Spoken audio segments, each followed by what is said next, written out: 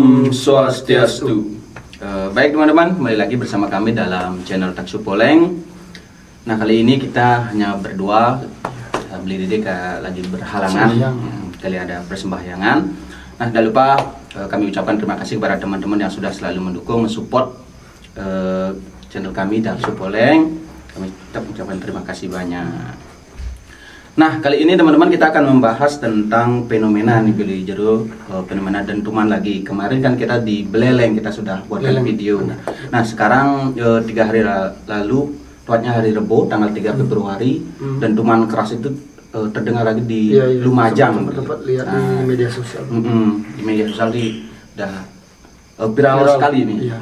Nah, banyak teman-teman dari teman Taksu Poleng menanyakan ada kaitannya nggak tentang dentuman ini. Itu kan di berita sih beritakan dentuman ini terjadi sangat lama nih Billy Jero, kisarannya sekitar 6 jaman kan.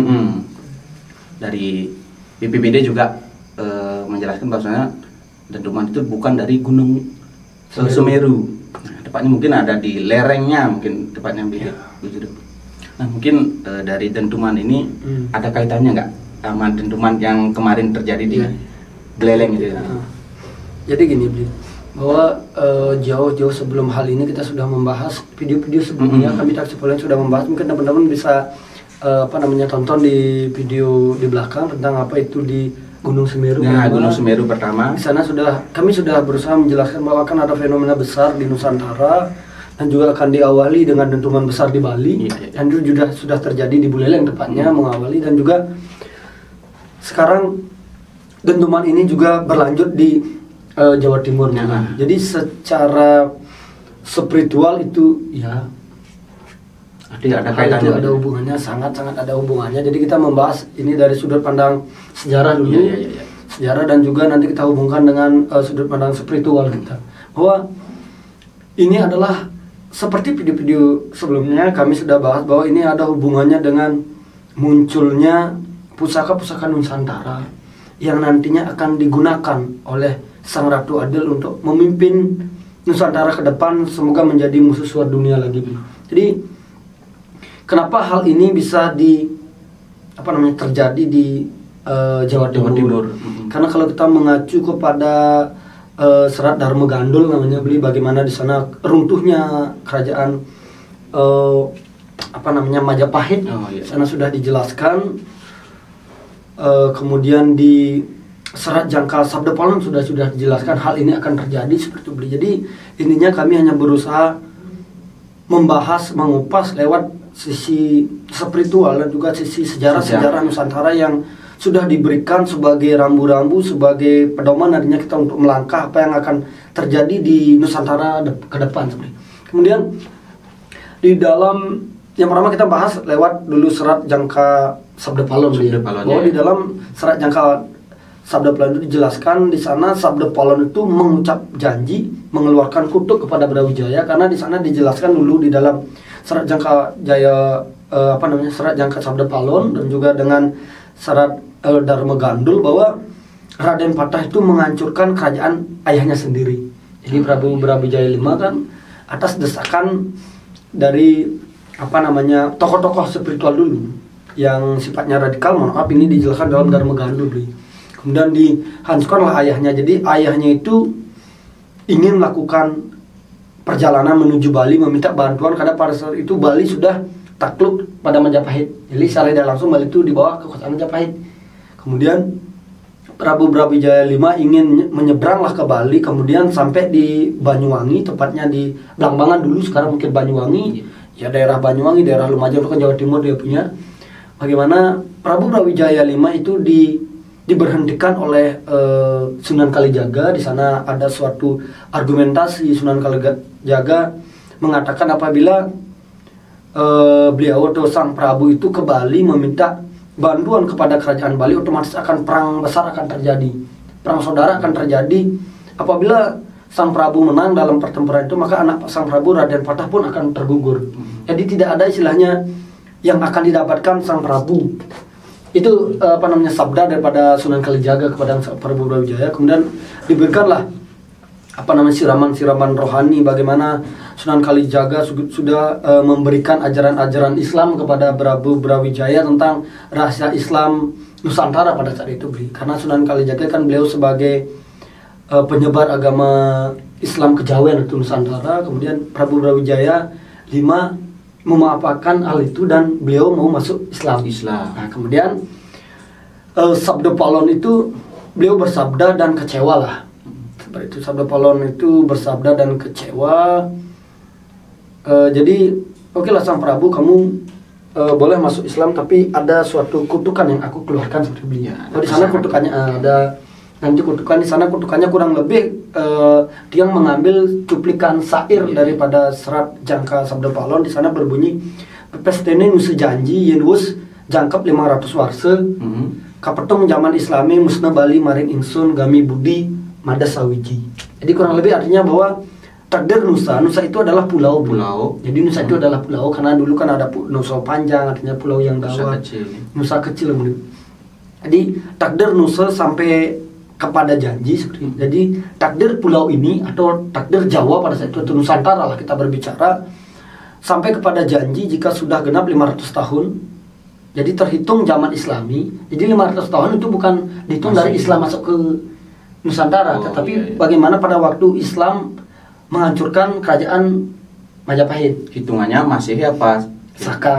Nah, kita Nusantara kan Saka, Bli. Kemudian terhitung zaman Islami musnah kembali kepada agama Budi, berdiri menjadi satu seperti itu, Bli. Bahwa apabila sudah 500 tahun aku akan kembali untuk menagih janji dan juga mengembalikan lagi ajaran-ajaran Budi. Jadi sekali lagi kami tegaskan untuk teman-teman saudara Muslim terutama, ini adalah bagaimana saat ini kalau kita kupas ini bukan kembali ke ajaran Hindu, tetapi adalah bagaimana kita ke Siwa Budi. Konsep Siwa Budi di sini di dalam Dharma Gandul dijelaskan bahwa kawruhan. Ajaran Siwa Budi adalah ajaran kawruhan. Yang artinya? Wuruh artinya itu adalah bisa dikatakan suatu pintar, tetapi pintar bukan berarti seperti sekarang ilmu pengetahuan, lebih banyak adalah pintar itu adalah mengerti. Jadi orang pintar belum tentu mengerti tapi orang mengerti sudah pasti pintar. Jadi orang yang sudah mengerti dia sudah pintar dalam artian menjalankan ajaran-ajaran agamanya. Inilah kutukan daripada Sabda Palon. Jadi kita mengacu pada itu bahwa Sabda Palon ini adalah beliau tokoh pemomong atau penasehat raja-raja Nusantara dulu. Jadi pengabihnya ya. Pengabih kalau kita di Bali. Jadi Sabda Palon ini sudah bangkit dalam artian bukan menjadi seorang wujud, tapi ajarannya ya. Ajarannya sudah bangkit, dia akan memilih. Nanti gini, Bli. Sabda Palon ini akan bangkit dan juga akan memilih seperti di video dan teman kita sudah jelaskan, dia akan memilih tokoh-tokoh spiritual dan juga kemudian Nusantara akan bangkit dengan Sang Ratu Adil. Nah, jadi Sabda Palon ini dia akan masuk ke dalam orang-orang yang memang istilahnya dimensi dan juga frekuensi tubuhnya bertugas sebagai nantinya penasehat raja, penasehat Sang Ratu Adil. Kemudian masuk ke ajarannya beliau yang sudah mengerti ajaran beliau juga. Inilah nanti Sabda Palon dia akan, karena banyak nantinya Sang Ratu Adil ini akan diemban, akan diarahkan oleh orang-orang spiritual yang akan nantinya menuju Indonesia maju. Kemudian kenapa seperti lanjutkan tadi, kenapa di Jawa Timur dipilih adalah Jawa Timur itu sebagai akhir daripada kerajaan Majapahit. Kemudian dan juga di Nusantara atau tepatnya kita dulu adalah Pulau Jawa itu sebagai jantungnya Nusantara, ada 3 dinasti besar lah di Nusantara kita. Dinasti Sailendra mungkin tahu, dinasti Sanjaya dan dinasti Isana. Jadi Sailendra, Sanjaya dan juga Isana ini itu didirikan oleh Empu Sindo. Jadi dari Jawa Tengah kan Sailendra, Sanjaya itu berkembangnya di Jawa Tengah, ada Borobudur dan era Prambanan. Inilah dinasti yang besar karena ada terjadi suatu pertempuran besar, pertumpahan darah. Kemudian Empu Sendok memindahkanlah kerajaan itu ke Jawa Timur. Jadi di Jawa Timur beliau menetap dan membuatlah suatu dinasti baru disebut dengan dinasti Isana. Jadi beliau ini memadukan antara Siwa dan Budi. Agama Siwa dan Buddha menjadi agama inilah, agama kawruhan, agama Nusantara seperti beliau. Inilah kemudian beliau kan juga padepokan beliau itu ada di depan Gunung Arjuno. Di sana ada tempat padepokannya Empu Sendo. Dan juga kalau kita mengacu pada fenomena yang ada di Bali, bahwa Empu Sendo itu kan dilanjutkan oleh keturunannya itu Dharma Wangsa. Jadi setelah Dharma Wangsa dilanjutkanlah dengan Airlangga. Airlangga ini sebenarnya bukan anak dari Dharma Wangsa, tetapi keponakannya. Ya, karena Dharma Wangsa itu bersaudara dengan istri daripada Udayana.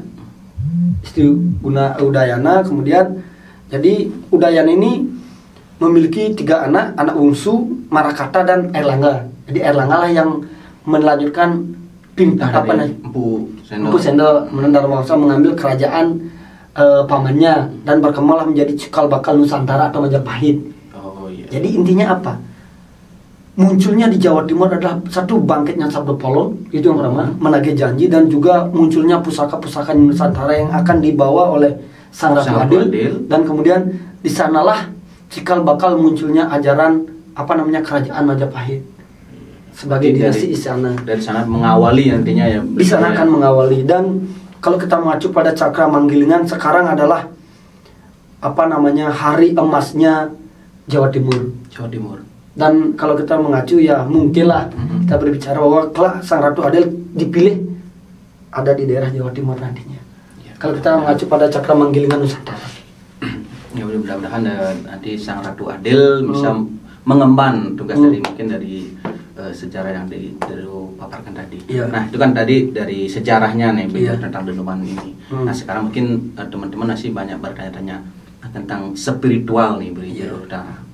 Jadi berbicara tentang spiritual tentang dentuman ini mungkin disebabkan dari apa mungkin. Jadi gini, kalau kita berbicara masa spiritual kita tidak bisa dibukukan. Jadi tadi itu adalah gambaran secara singkat lewat sejarah. Jadi kalau secara spiritual, sekali lagi di sini spiritual itu adalah sudut pandang tiang pribadi sebagai manusia banyak kekurangan, banyak kesalahan. Iya.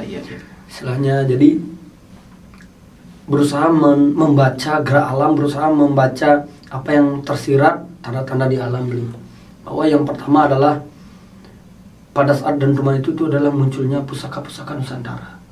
Jadi memang benar pusaka-pusaka itu. Pusaka-pusaka Nusantara itu muncul, dan kemudian nanti seperti video sudah dijelaskan, Semeru sudah mulai aktif, itu adalah ayah daripada gunung-gunung Nusantara. Kemudian lanjut ada dentuman di Bali, dan juga sekarang ada dentuman di Jawa Timur, dan nanti akan ada fenomena besar juga di Bali, dan itu bukan bencana alam, sekali lagi mungkin tepatnya itu di daerah Gianyar itu akan ada suatu peristiwa besar yang akan mengebohkan warga yang nantinya, dan juga itu sekali lagi itu bukan bencana alam, tetapi itu adalah anugerah yang nantinya munculnya persatuan antara di sini Sabdo Palon sudah muncul, kemudian agama Siwa Budiran muncul, dan tinggal penggeraknya yaitu Kabu Ibu dan Gajah Mada.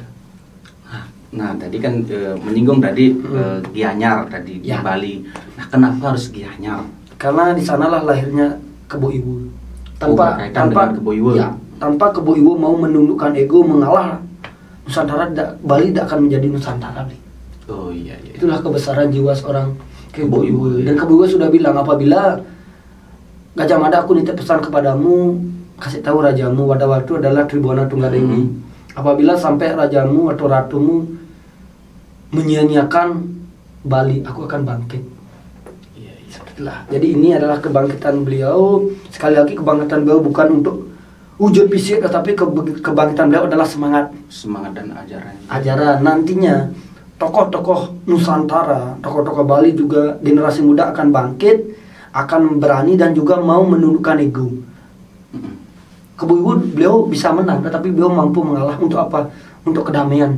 Dan inilah nantinya tokoh-tokoh spiritual Nusantara banyak orang spiritual Nusantara, orang sakti-sakti. Kemudian di Dharma Gandul saya sudah tadi sempat singgung kauruhan yang penting. Jadi orang-orang pinter ini dia akan mulai mengerti bagaimana cara menggunakan ilmunya untuk keberlangsungan hidup bersama dan juga untuk perdamaian. Intinya kita butuh perdamaian untuk saat ini, untuk menjadi musuh dunia.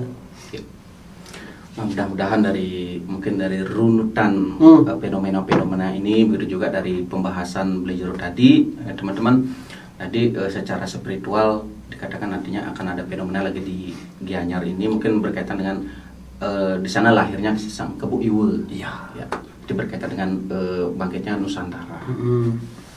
Berarti Dari kaitan dari sejarah Nah dan Tuman ini, ya mungkin setelah di Gianyar mungkin ada lagi.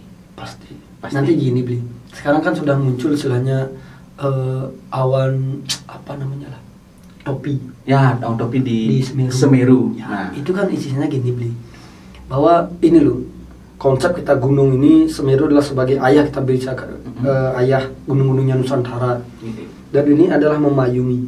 Jadi apa ini adalah bangsa luhur loh. Oh ya, positif ini Mas. Positif ini bangsa luhur, bangsa ya bisa dikatakan itu adalah Tuhan, konsep ide Sang Hyang Widi itu adalah Allah, juga Buddha mungkin itu ya, terserah itu apa agama kita. Yang jelas ini adalah sang jatine urip atau orang yang memiliki hidup kita.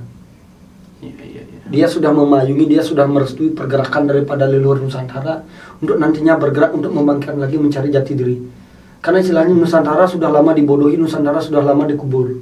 Dan intinya teman-teman, saya yakin Nusantara itu adalah bibit. Sedalam apapun bibit itu dikubur, dia akan tumbuh lagi. Itu sulit untuk ditutupi. Kebenaran pasti akan terungkap. Ya pelan-pelan semoga kita bisa menyaksikanlah kebangkitan Nusantara dan juga menjadi bagian dari hal itu. Dan saya yakin tidak jauh lagi. Jadi nyambung nanti habis ada kejadian dalam Tuman ini, ada kejadian juga di Bali dan ada kejadian di Jawa, dan puncaknya sekali adalah meletusnya gunung-gunung di Jawa. Sekali lagi itu puncaknya sekali terpilihnya Sang Ratu Adil. Jadi sekarang Sang Ratu Adil masih digodok, Oh iya. masih digodok, beliau masih ditempa oleh leluhur-leluhur Nusantara, ditempa oleh spiritual yang menjalankan ajaran Sabdo Palong. Sudah siap enggak? Ya. Ya ini. Jadi kemudian kurang lebih bahwa Sang Ratu Adil ini kita bahas banyak, menanya bagaimana ciri-cirinya beliau. Oh, ya. Kurang lebih beliau itu adalah orang yang biasa. Beliau tidak akan pernah menggunakan kekuatan pasukan untuk kemanapun beliau mencari rakyat nantinya. Saat beliau terpilih, beliau adalah orang yang bisa dikatakan bijaksana.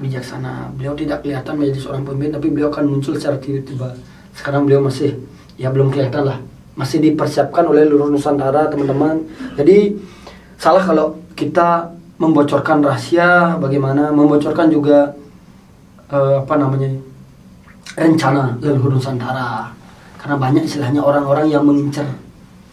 Ya, jadi Ratu Adil ini pasti diincar nantinya untuk menggagalkan keberlangsungan Nusantara makanya ini masih disembunyikan.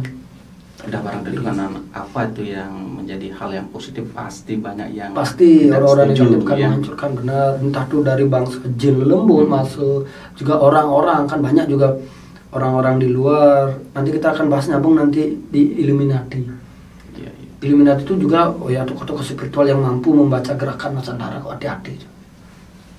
Jadi dari fenomena-fenomena yang ada sekarang ini masih berlanjut ya, beliau setelah sampai Sang Ratu Adil siap untuk muncul. Jadi ini munculnya pusaka-pusaka untuk nantinya dipelajari oleh Ratu Adil, entah itu pusaka dalam bentuk keris, mungkin pusaka dalam bentuk sastra. Karena kan banyak sastra-sastra yang masih dibumikan lah. Ajaran-ajaran Nusantara seperti ajaran Kapitayan, ajaran Sunda Wiwitan seperti itu. Setidaknya nanti kebangkitan Nusantara ini sudah siap ya. Sudah tidak sabar lu ya. Ya, mungkin dari saya pribadi sudah tidak sabar siapa sih sosok Sang Ratu Adil ini, dan mungkin fenomena-fenomena yang akan terjadi ini memang benar nggak adanya nantinya seperti itu lagi. Ya, nah seperti tadi beliau tadi mengatakan bahwasanya ada kejadian akan terjadi ini. Mungkin teman-teman di sini kami di sini cuma berdasarkan sastra dan penerang spiritual. Ya nanti kalau beliau sudah mengizinkan untuk membuka Sang Ratu Adil, mungkin kami akan buat sesi khusus bagaimana Sang Ratu Adil itu. Nah, teman-teman, mungkin itu sih tentang tadi pembahasan kita mengenai fenomena dan tuman yang terjadi di Lumajang, tepatnya di Jawa Timur. Nah, khususnya gini, Bejero. Jadi juga teman-teman mungkin yang sudah bertanya-tanya mungkin dentuman itu apa sih, kan seperti itu. Mungkin setidaknya dari percakapan tadi, penjelasan Bejero tadi bisa mengurangi rasa penasaran teman-teman. Lalu kan ada gini, Bli. yang bertanya di channel kita, ada mengatakan itu adalah perang goib. Ya. Jadi perang goib itu bisa dikatakan yes dalam artian apa teman-teman? Bahwa ini kan pusaka ini diambil. Jadi kan pasti yang megang pusaka itu ada bangsa Lelembut. Inilah ada pertempuran antara tokoh spiritual Nusantara yang akan mengambil pusaka untuk diberikan ke Ratu Adil ini, dan juga yang mempertahankan dari bangsa Lelembut. Inilah ada dentuman, jadi pusaka muncul, ada dentuman itu baik dari energi yang dikeluarkan oleh pusaka dan juga dentuman yang dikeluarkan oleh antara kekuatan yang dikeluarkan oleh sang penarik pusaka dan juga sang penahan pusaka. Jadi gitu.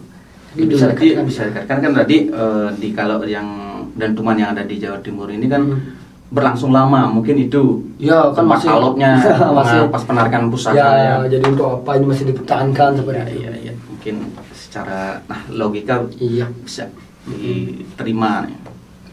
Nah, baik teman-teman, mungkin itu saja sih pembahasan kali ini kita mengenai tentang fenomena yang terjadi di Jawa Timur tentang dentuman ini. Sekali lagi di sini kami bukan menggurui, di sini kami tadi Beli Jero sudah menjelaskan berdasarkan sejarahnya dulu, begitu juga berdasarkan kaca spiritual Beli Jero.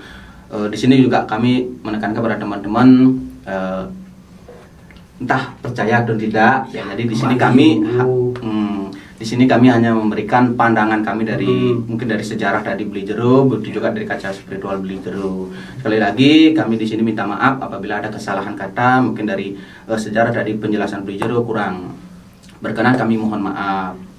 Ingat teman-teman, like, share, dan subscribe channel kami agar kami terus bisa berkarya dan lebih memberikan edukasi yang lebih positif. Mungkin sebelum tutup ada pesan sedikit, Beli. Ya, mungkin. Jadi sebelum tutup teman-teman, sekali lagi yang di sini jelaskan bahwa di sini kami sekali lagi bukan untuk mengajak teman-teman masuk Hindu. Bagaimana kalau teman-teman Muslim jadilah Muslim Nusantara, kalau Kristen jadilah Kristen Nusantara, dan Buddha dan Hindu pun jadilah Hindu Nusantara. Dalam artian apa? Hormati tanah di mana teman-teman dilahirkan, hormati tanah di mana yang memberikan teman-teman kehidupan, dan juga hormati tanah yang nantinya akan menjaga teman-teman di saat ada di liang kubur.